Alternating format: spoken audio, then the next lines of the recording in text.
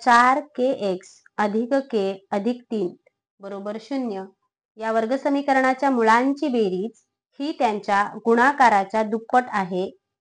तर k ची किंमत काढा. काय दिलंय? x वर्ग वजा 4 वेळा kx अधिक k अधिक 3 बरोबर 0 हे वर्ग समीकरण आहे. ठीक आहे. म्हणून मग मी काय करते, x वर्ग दिलेले वर्ग समीकरण लिहिते. x वर्ग वजा 4kx अधिक k अधिक 3 ह्या दोघांना कंसात टाकते बरोबर 0 ची तुलना या समीकरणाची तुलना ax वर्ग अधिक bx अधिक c बरोबर 0 सोबत करू. म्हणून आता आपल्याला यानुसार काय मिळतील? a, b आणि c च्या किमती मिळतील. म्हणून a बरोबर 1, b ची किंमत काय आहे? वजा 4 वेळा k आणि c ची किंमत काय मिळेल? k अधिक 3. a, b, c च्या किमती मिळाल्या. आता त्यांनी दिले काय? वर्ग समीकरणाच्या मुळांची बेरीज ही त्यांच्या मुळांची बेरीज म्हणजे समजा त्या वर्ग समीकरणाची मुळे अल्फा आणि बीटा मानू. वरील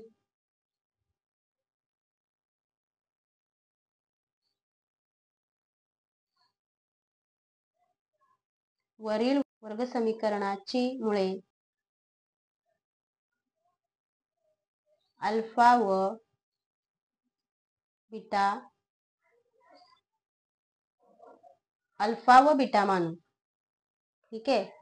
म्हणून आपण काय करायचं? त्यांनी दिलंय काय? मुळांची बेरीज. त्यांनी दिलेलं काय आहे? ह्या वर्ग समीकरणाच्या मुळांची बेरीज म्हणजे ही मुळे आहेत त्यांची बेरीज करायची, अल्फा अधिक बीटा करायचंय आणि गुणाकार पण सांगितलंय. बेरीज ही त्यांच्या गुणाकाराच्या दुप्पट आहे असं सांगितलंय. मग पहिल्यांदा बेरीज करूया, नंतर गुणाकार करूया. म्हणून अल्फा अधिक बीटा बरोबर काय येणार? आपला जो फॉर्म्युला आहे अल्फा अधिक बीटाची किंमत काय आहे? अल्फा अधिक बीटाची किंमत वजा b छेद a आहे आणि अल्फा गुणिलेची किंमत काय आहे? c छेद a. म्हणून मग इथं आपल्याजवळ abc च्या किमती दिलेल्या आहेत. त्यानुसार अल्फा आणि बीटाची किंमत घेऊ शकतो आपण. मग अल्फा अधिक बीटाची किंमत काय आहे? वजा b छेद a. मग b ची किंमत काय आहे? वजा b ची किंमत वजा 4 वेळा k छेद a म्हणजे 1. याचाच अर्थ अल्फा अधिक बीटाची किंमत काय येणार? वजा, इथं पण वजा आहे, वजा वजा अधिक, वजा वजा अधिक म्हणजे अधिक 4k. अल्फा अधिक बीटाची किंमत आलेली आहे 4k. आता आपण अल्फा गुणिले बीटाची किंमत घेऊया. अल्फा गुणिले बीटाची किंमत काय आहे? c छेद a. c ची किंमत काय आहे? k अधिक 3 छेद a ची किंमत आहे काय आहे? 1. म्हणजे अल्फा गुणिले बीटाची किंमत काय आली? k अधिक 3. मग दिलेल्या माहितीनुसार किंवा दिलेल्या अटीनुसार आपण काय लिहू शकतो? म्हणून दिलेल्या माहिती नुसार काय माहिती दिली त्यांनी? या वर्ग समीकरणाच्या म्हणजे दिलेल्या वर्ग समीकरणाच्या मुळांची बेरीज. मुळांची बेरीज काय आलेली आहे? अल्फा अधिक बीटा ही त्यांच्या गुणाकाराच्या म्हणजे त्यांचा गुणाकार म्हणजे अल्फा गुणिले बीटा यांच्या गुणाकाराच्या 2 पटीने आहे म्हणजे दुप्पट आहे. ओके. मग अल्फा अधिक बीटाची किंमत आलेली आहे 4k.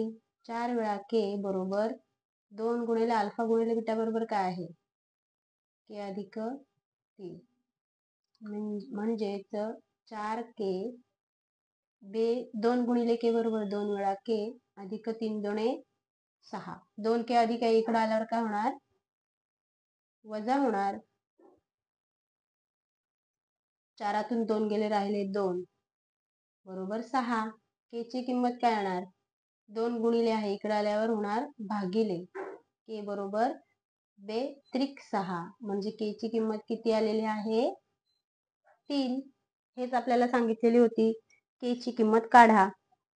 समजलं कसं केलं? पहिल्यांदा आपल्याला दिलेल्या समीकरणाची तुलना वर्ग समीकरणाचे जे सामान्य रूप आहे त्याच्यासोबत केली. त्यानुसार एबीसीच्या किमती मिळाल्या. मग आपण एबीसीच्या किमतींनुसार अल्फा अधिक बीटाची किंमत आणि अल्फा गुणिले बीटाची किंमत काढली. मग त्याने अट दिलेली होती किंवा दिलेली माहिती होती त्यानुसार आपण पुढं त्या किमती अल्फा अधिक बीटा आणि अल्फा गुणिले बीटा च्या किमती टाकल्या आणि के ची किंमत आपल्याला मिळाली. ठीक आहे. प्रश्न क्रमांक 5 समजला. आता प्रश्न